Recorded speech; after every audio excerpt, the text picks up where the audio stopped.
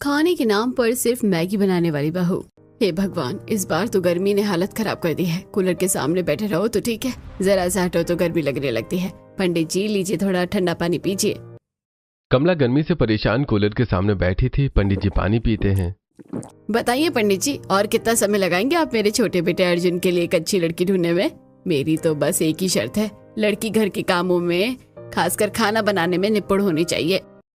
अरे कमला जी, मैंने एक से बढ़कर एक अच्छी लड़कियां देखी हैं आपके अर्जुन के लिए। बस आप एक बार तस्वीरें तो देखिए। पंडित जी इतना कहते हैं कि तभी मीरा पंडित जी के पास आती है। माँ जी, ससुर जी, पंडित जी, आप सभी डाइनिंग टेबल पर बैठ जाइए। दोपहर का खाना तैयार हो गया है, मैंने सब कुछ परोस दिया है। हाँ बेटा, बस आते हैं। चलिए पंडित जी, पहले पेट पूजा कर लेते हैं, फिर बातें करेंगे। सब डाइनिंग टेबल की तरफ बढ़ते हैं। टेबल पर एक शानदार दावत सजी थी। भिंडी की करारी सब्जी, दाल मखनी, मटर पनीर, जीरा राइस, बूंदी का रायता, ठंडा सलाद और गर्मा गर्म फुलके। खाने की महक से पूरा कमरा महक रहा था। राहुल भी अपने कमरे से बाहर आता है। अरे वाह मीरा, आज तो तुमने कमाल ही कर दिया। इतनी भयंकर गर्मी में भी तुमने इतना शानदार खाना बनाया है, मुझसे तो रुका नहीं जा रहा भाई। अरे सच कह रहे हो राहुल, तुम्हारी पत्नी के हाथों में तो जादू है। इतनी गर्मी में किचन में खड़े रहना कोई आसान काम नहीं है। तभी तो मैं कहती हूँ, मेरी बड़ी बहू तो एकदम मास्टर शेफ है, मास्टर शेफ। हर दिन अलग अलग तरह का खाना बनाकर खिलाती है, कभी किसी चीज की कमी नहीं होने देती है। ये कहकर कमला पंडित जी की तरफ देखती है और फिर कहती है, पंडित जी, मुझे मेरे बेटे अर्जुन के लिए भी बिल्कुल ऐसी ही बहू चाहिए जो मेरे परिवार को अच्छा अच्छा खाना बनाकर खिलाए। मुझे तो कोई ऐसी वैसी लड़की नहीं चाहिए, मुझे एक ऐसी बहू चाहिए जो किचन की रानी हो। अरे बिल्कुल कमला जी, आपकी बात 100 आने सच है। अन्नपूर्णा जैसी बहू ही तो इस घर को स्वर्ग बनाती है। पंडित जी और कमला बात कर रहे थे, तभी अर्जुन ऑफिस से घर आता है। उसने फॉर्मल कपड़े पहने थे, लेकिन गर्मी की वजह से उसकी शर्ट पसीने से पूरी तरह भीग चुकी थी। उसका चेहरा लाल हो गया था। वो सीधा फ्रिज की तरफ भागता है। बाहर तो मानो तंदूर जल रहा है। ऐसा लग रहा है जैसे किसी ने मुझे ज्वालामुखी में डाल दिया हो। मेरी तो बाइक की सीट भी इतनी गर्म हो गई कि बैठना मुश्किल हो रहा था। अर्जुन फ्रिज से ठंडे पानी की बोतल निकालकर पानी पीता है और सोफे पर आकर बैठ जाता है। पंडित जी अपने झोले से कुछ तस्वीरें निकालते हैं। हाँ अर्जुन बेटा, सही समय पर आ गए तुम। देखो मैं तुम्हारे लिए कितनी सुंदर लड़कियों की तस्वीरें लाया हूँ। अर्जुन तस्वीरें देखकर अचानक घबरा जाता है। उसके माथे पर पसीना आने लगता है। तभी बिट्टू वहां अपनी बॉल लेकर आता है। चाचू चाचू, आपको कूलर के सामने बैठकर इतना पसीना क्यों आ रहा है? हाँ भैया, बिट्टू सही कह रहा है। क्या बात है, आपकी तबीयत तो ठीक है? अरे पंडित जी, अभी इतनी जल्दी क्या है? मैं जरा फ्रेश होकर आता हूँ, बहुत गर्मी लग रही है। अर्जुन तेजी से अपने कमरे में चला जाता है। मीरा और शालू एक दूसरे को देखकर मुस्कुराती हैं और अर्जुन के पीछे पीछे उसके कमरे में जाती हैं। क्या बात है देवर जी, पंडित जी की लाई तस्वीरें देखकर आपके चेहरे का रंग क्यों उड़ गया? कहीं दाल में कुछ काला तो नहीं? भाभी, दाल में काला नहीं, मुझे तो पूरी दाल ही काली लग रही है। भैया सच सच बताइए, क्या चक्कर है? अरे आप दोनों भी ना कुछ भी सोचती हो। असल में बात यह है कि मैं एक लड़की को पसंद करता हूँ। क्या सच में? कौन है वो? कहाँ रहती है? कैसी दिखती है? हाँ, उसका नाम मनीषा है। हम दोनों एक ही ऑफिस में काम करते हैं। वो बहुत अच्छी है, बहुत समझदार है। हम दोनों एक दूसरे को काफी समय से जानते हैं और शादी करना चाहते हैं। तभी कमरे का दरवाजा थोड़ा खुला होता है और कमला अंदर आ जाती है। उसने दरवाजे पर खड़े होकर आधी बात सुन ली थी। कमला को देखकर अर्जुन घबरा जाता है। अच्छा तो ये बात है, तभी पंडित जी की लाई तस्वीरें देखने से भाग रहा था तू। ऑफिस की लड़की पसंद कर ली तूने? वो बहुत अच्छी लड़की है। आप एक बार मिलेंगी ना तो आपको भी पसंद आ जाएगी। अच्छी है या नहीं वो तो मैं देख कर तय करूंगी, लेकिन मुझे एक बात बता, क्या उसे खाना बनाना आता है? मेरी बड़ी बहू मीरा की तरह मास्टर शेफ है ना वो? माँ, वो मेरे साथ ऑफिस में काम करती है। सारा दिन तो हम ऑफिस में रहते हैं, तो खाना। अरे तो क्या हुआ, लड़कियों को तो खाना बनाना आना ही चाहिए। खैर, अगर तुझे लड़की पसंद है तो एक बार उससे और उसके परिवार से मिलने जरूर जाऊंगी। शाम को तेरे पिताजी जब घर आएंगे तो हम रिश्ता लेकर मनीषा के घर चलेंगे। माँ, वो सब तो ठीक है, लेकिन मुझे अभी बहुत जोरों की भूख लगी है। भाभी कुछ खाने के लिए है क्या? नहीं ननद जी, खाना तो खत्म हो गया है। आज आप लोग जल्दी आ गए ना ऑफिस से। मुझे पहले बताया होता तो मैं आप लोगों के लिए खाना बना देती, पर कोई बात नहीं, मैं अभी जाकर बना देती हूँ। अरे नहीं भाभी, रहने दीजिए, शाम को हमें भैया का रिश्ता लेकर जाना है। आप जाने की तैयारी कीजिए, थोड़ा फेशियल वगैरह कर लीजिए, मैं कुछ खाने के लिए बना लेती हूँ। अरे शालू, अगर तू कुछ बना ही रही है तो मेरे लिए भी बना देना, मुझे भी भूख लगी है। शालू, जो भी बनाओगी थोड़ा बढ़ा कर ही बनाना, मुझे भी थोड़ी भूख लग गई है, मैंने भी ठीक से खाना नहीं खाया था। अच्छा ठीक है भाभी। मीरा फेशियल करने के लिए अपने कमरे में चली जाती है। अच्छा हुआ घर में मैगी के पैकेट पड़े थे, अब जल्दी से चटपटी मैगी बना देती हूँ। शालू फटाफट से चटपटी मैगी बना देती है। फिर वो अर्जुन और मीरा को आवाज देती है। अर्जुन भैया, मीरा भाभी, मैंने मैगी बना दिया है, आप लोग आ जाइए। शालू की आवाज सुनकर अर्जुन और मीरा डाइनिंग टेबल पर आते हैं, लेकिन मीरा मैगी को देखकर मुंह बना लेती है। क्या शालू, अगर तुम्हें मैगी बनानी थी तो मुझे पहले ही बता देती, मैं ही कुछ बना देती खाने के लिए। तुम्हें तो पता है मुझे मैदा खाना बिल्कुल पसंद नहीं है। अरे भाभी, कभी कभी थोड़ा बहुत मैदा तो चलता है ना। मैंने बहुत टेस्टी चटपटी मैगी बनाई है, आप एक बार खाकर देखिए। ये मैगी तो बहुत टेस्टी है। शालू, तुम तो काफी अच्छी मैगी बना लेती हो, अब से मैं तुम्हारे हाथ की ही बनी मैगी खाऊंगी।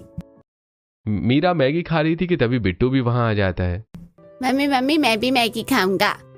मीरा बिट्टू को भी मैगी खिलाती है। शाम को कमला अपने पूरे परिवार के साथ मनीषा के घर जाती है।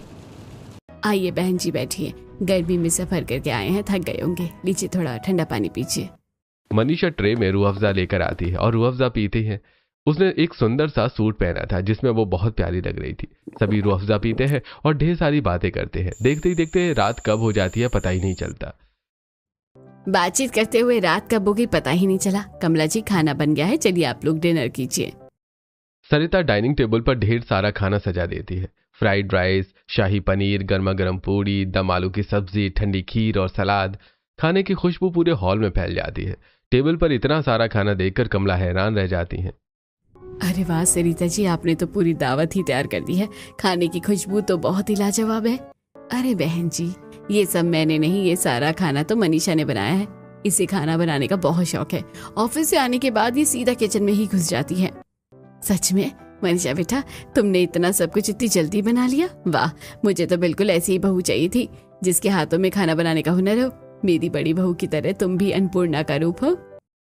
मनीषा अपनी माँ की तरफ हैरानी से देखती है, लेकिन उसकी माँ उसे आंखों ही आंखों में चुप रहने का इशारा करती है।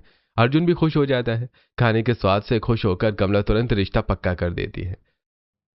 अर्जुन, तूने अपने लिए बहुत ही अच्छी लड़की पसंद की है। इतनी प्यारी और संस्कारी लड़की तो शायद मैं भी तेरे लिए नहीं ढूंढ पाती। कमला अपने परिवार के साथ अपने घर वापस आ जाती है। रात में अचानक मनीषा की नींद खुलती है। मनीषा दबे पांव किचन में आती है और उसे जोरों की भूख लगी थी। वो गैस जलाती है और एक बर्तन में पानी डालकर उसमें मैगी के 2 पैकेट फाड़कर डाल देती है। इतनी रात को भूख के मारे पेट में चूहे कबड्डी खेले हैं। अर्जुन के घर वालों के सामने तो शर्म की वजह से ही मैं ठीक से खाना नहीं खा पाई। अच्छा हुआ मुझे मैगी बनाना आता है। मनीषा मैगी बना रही थी कि तभी वहां सरिता आती है। मनीषा, तू इतनी रात को यहाँ किचन में क्या कर रही है? और ये क्या कर रही है फिर से मैगी? अरे माँ, आप जाग गई, मुझे बहुत जोरों की भूख लगी थी, इसलिए बस थोड़ी सी मैगी बना रही हूँ, खाओगे आप? हे भगवान, अगले हफ्ते तेरी शादी है और तुझे खाने के नाम पर सिर्फ मैगी बनानी आती है। वहाँ तेरी सास कमला जी को लगता है कि तूने वो शानदार खाना बनाया था। जब उन्हें सच्चाई पता चलेगी ना कि तुझे दाल छौंकना तक नहीं आता, तो क्या इज्जत रह जाएगी मेरी? क्या खिलाएगी तू अपने ससुराल वालों को? अरे माँ, आप इतना टेंशन क्यों लेती हो? मैं और अर्जुन दोनों कमाते हैं। अगर किसी दिन खाना बनाने का मन नहीं हुआ तो हम ऑनलाइन ऑर्डर कर लेंगे। आजकल तो जोमेटो, स्विगी सब है। और नहीं तो मैं अपनी स्पेशल मैगी बना दूंगी, सबको बहुत पसंद आएगी। चुप कर, ऑनलाइन ऑर्डर करेगी और रोज रोज ससुराल वालों को मैगी खिलाएगी। तेरी सास ने साफ साफ कहा था कि उन्हें खाना बनाने वाली बहू चाहिए। अगर तूने वहाँ कुछ नहीं बनाया तो वो मुझे ताने मारेगी कि बेटी को कुछ नहीं सिखाया। माँ, मैं ऑफिस में काम करती हूँ, कोई बावर्ची थोड़ी हूँ। खाना बनाना कोई इतना भी ज़रूरी नहीं है। बहुत हो गई तेरी बकवास। अब से तेरा ऑफिस से आने के बाद तेरा पहला काम किचन में घुसना होगा। कल से तू सब्जी काटना, दाल बनाना, रोटियां बेलना सीखेगी। ये मैगी वैगी भूल जा। मनीषा बेमन से सिर हिलाती है और अपनी मैगी को उदासी से देखती है। फिर वो मैगी खाकर सो जाती है। अगले दिन मनीषा ऑफिस से आकर सीधे अपने बेड पर लेट जाती है। तभी सरिता उसके कमरे में आती है। मनीषा, तू बेड पर क्या कर रही है? मैंने कहा था ना कि तुझे ऑफिस से आने के बाद तू सीधे किचन में आएगी। चल मेरे साथ, मैं तुझे कुकिंग क्लासेस देती हूँ। माँ, मैं बहुत थक गई हूँ, मुझे बहुत आलस आ रहा है। रहने दो ना, क्या जरूरत है इन सब की? मनीषा, तू अभी नहीं समझेगी मैं तुझे खाना बनाने के लिए क्यों बोल रही हूँ। बस तू चल मेरे साथ। सरिता मनीषा को जबरदस्ती किचन में लेकर आती है और उसे सब्जियां काटना, आटा गूंथना, भुजिया, सब्जी, खीर सब कुछ बनाना सिखाती है। ऐसे दिन गुजरते हैं। रोज ऑफिस के बाद खाना बनाने की वजह से मनीषा को अब थोड़ा बहुत खाना बनाना आ गया था। देखते ही देखते उसकी शादी का दिन आ जाता है और मनीषा अर्जुन की शादी हो जाती है। शादी के बाद मनीषा अपने ससुराल आ जाती है। आओ बहू, अंदर आओ। दाएं पैर से कलश गिराकर घर के अंदर प्रवेश करो। साक्षात लक्ष्मी का रूप लग रही हो। कमला हाथों में आरती की थाली लिए मनीषा का गृह प्रवेश कर रही थी। मनीषा भारी लाल जोड़े में ढेरों गहनों से लदी हुई थी। गर्मी की वजह से उसे काफी पसीना आ रहा था। मनीषा अपना दायां पैर आगे बढ़ाकर कलश गिराती है और कुमकुम के थाल में पैर रखकर घर के अंदर आती है। तभी मामा जी, अरे भैया, हमारी तो कल सुबह की ही ट्रेन है। कल हमें वापस अपने अपने घर भी जाना है, तो आज रात का डिनर हम अपनी नई बहू के हाथ का ही खाएंगे। क्यों भाई, सही कहा ना मैंने?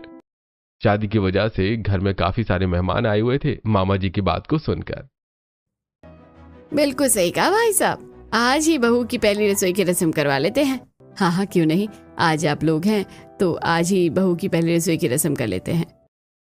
मनीषा मनी मन घबरा जाती है। उसका चेहरा हल्का सा उतर जाता है।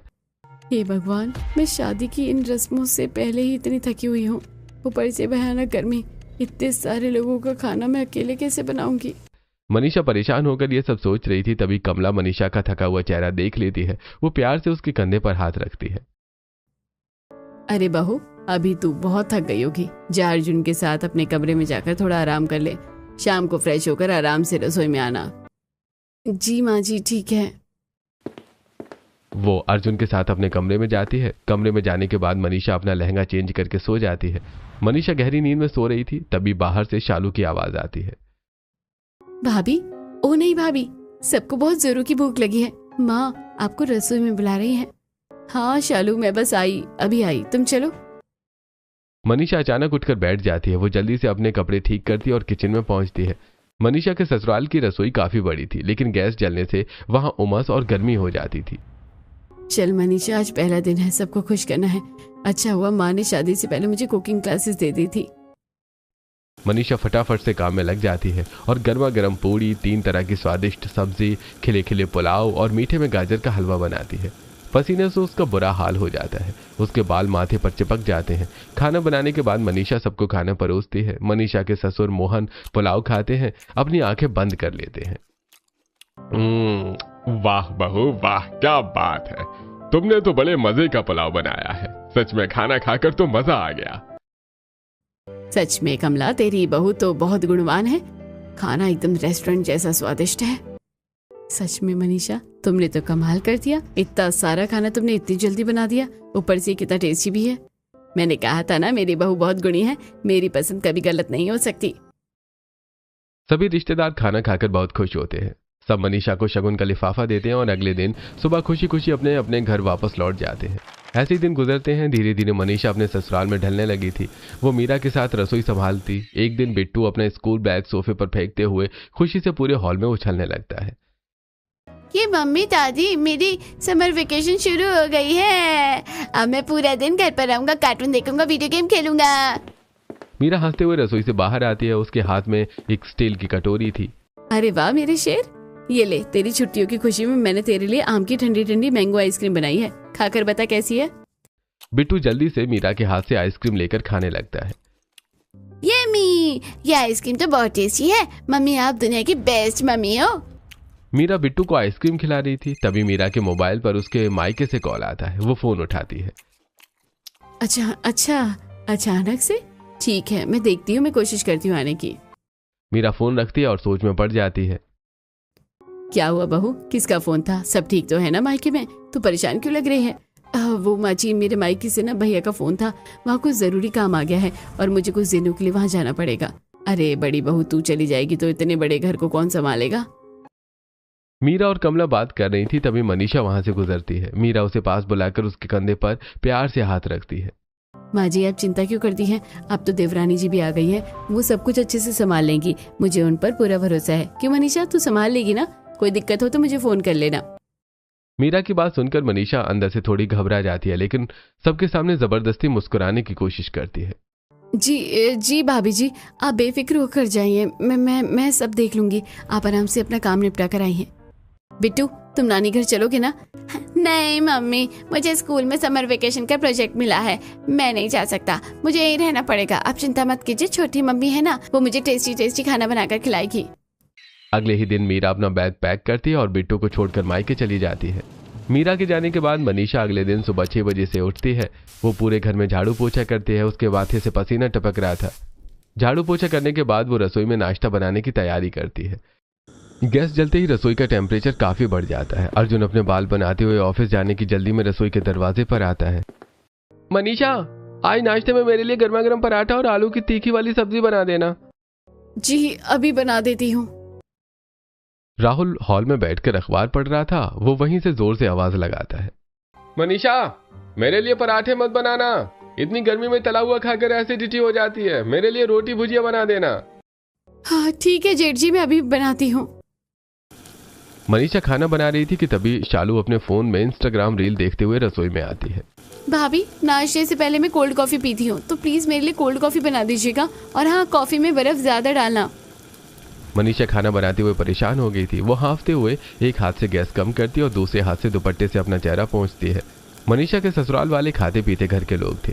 सबके खाने में अलग अलग फरमाइश थी।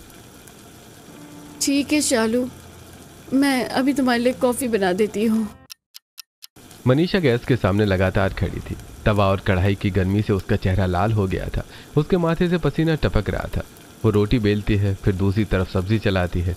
नाश्ता बन जाने के बाद सभी नाश्ता करते हैं और अपने अपने काम पर चले जाते हैं। सबके चले जाने के बाद मनीषा थककर हॉल के सोफे पर बैठ जाती है।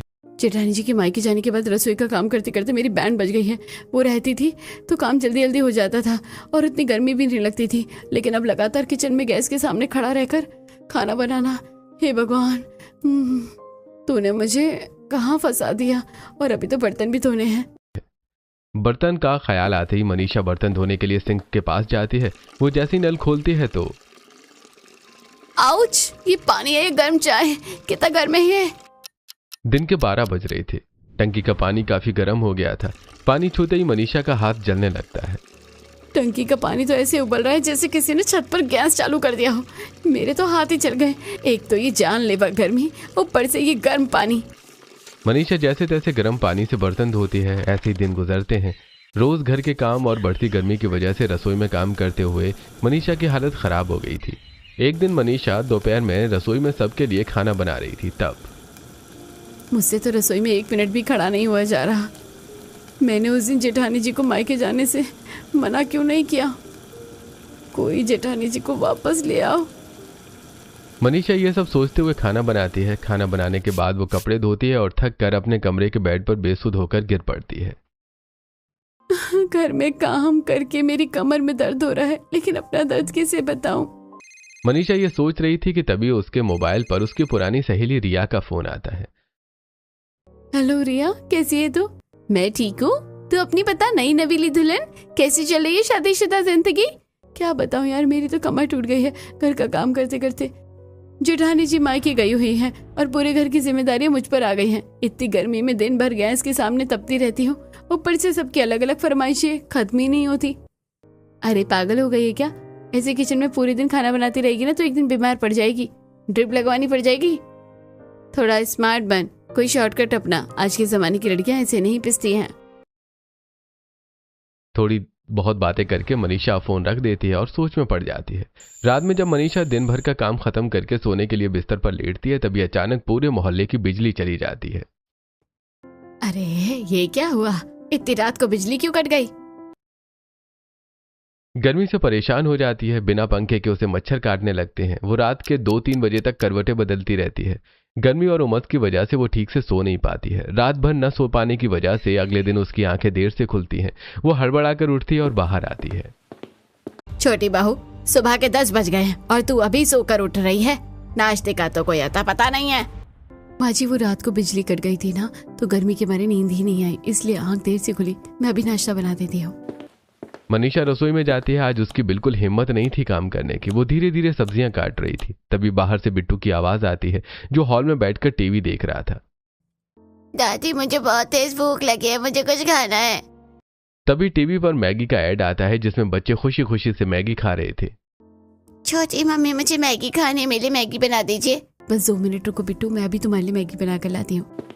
मनीषा तुरंत रसोई में जाती है। अलमारी में मैगी के 2 पैकेट रखे थे। वो गैस जलाती है, पानी उबालती है और सिर्फ 2 मिनट में मैगी बनाकर कटोरी में ले आती है। मैगी देखकर बिट्टू बहुत खुश हो जाता है। ये थैंक यू छोटी मम्मी। वाह, ये तो अच्छा है, ना घंटों गर्मी में खड़ा होना पड़ा, ना पसीना बहाना पड़ा, ना सब्जी काटने का झंझट और ना ही ज्यादा बर्तन गंदे हुए। बच्चे भी खुश और मैं भी खुश। रिया सही कह रही थी, मुझे शॉर्टकट अपनाना चाहिए। अब से मैं ऐसे ही करूंगी।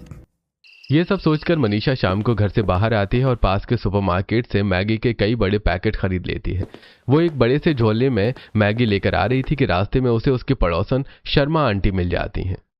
अरे मनीषा बहू, इतनी सारी मैगी, घर में कोई मैगी की पार्टी वार्टी रखी है क्या, या कोई दुकान खोलने का इरादा है? अरे नहीं आंटी जी, वो तो बस घर में बच्चे हैं ना, तो कभी कभी जिद करते हैं, इसलिए मैंने सोचा कि एक ही बार में स्टॉक लाकर रख लूं, बार बार कौन बाजार जाएगा।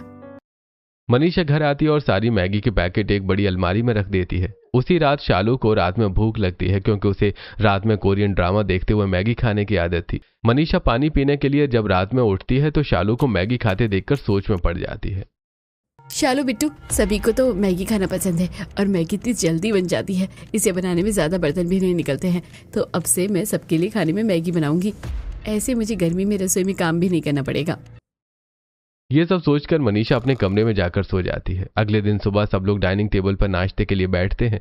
तब मनीषा एक बहुत बड़ा कांच का कटोरा लेकर बाहर आती है, जिसमें से भाप निकल रही थी।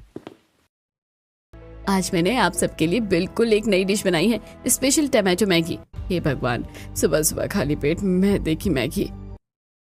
बहू, हमारी उम्र हो गई है, हमारा पेट अब ये सब हजम नहीं कर सकता।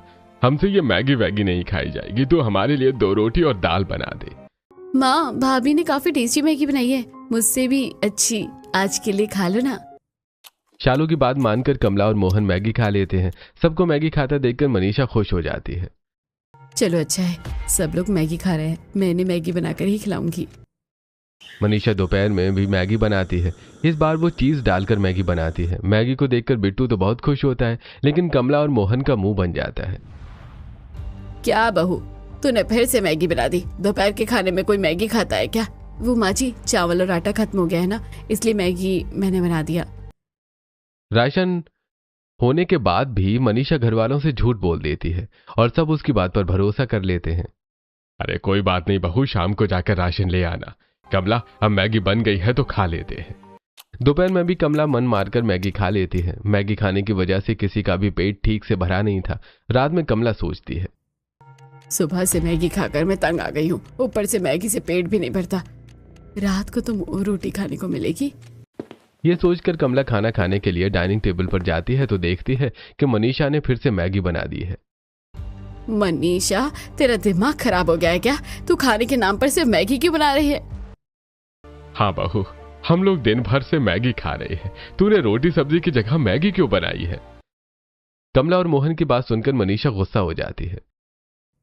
माँ जी, पापा जी, आप लोगों को मेरी कोई फिक्र ही नहीं है। बाहर टेम्परेचर 46 डिग्री पहुंच गया है, किचन भट्टी की तरह तपता है, गैस के सामने खड़खड़े मेरी हालत खराब हो जाती है। मुझसे नहीं बनेगी इतनी गर्मी में रोज रोज रोटी सब्जी दाल।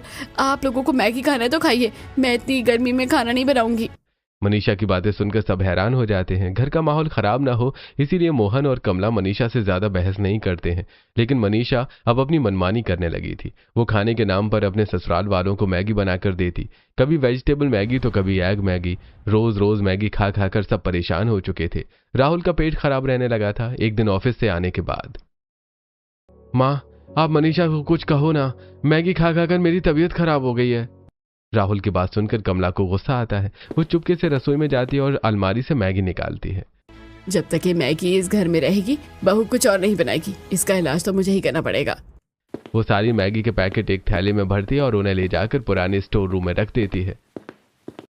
बहू, रात हो गई है, पेट में चूहे कूद रहे हैं, खाना कब मिलेगा?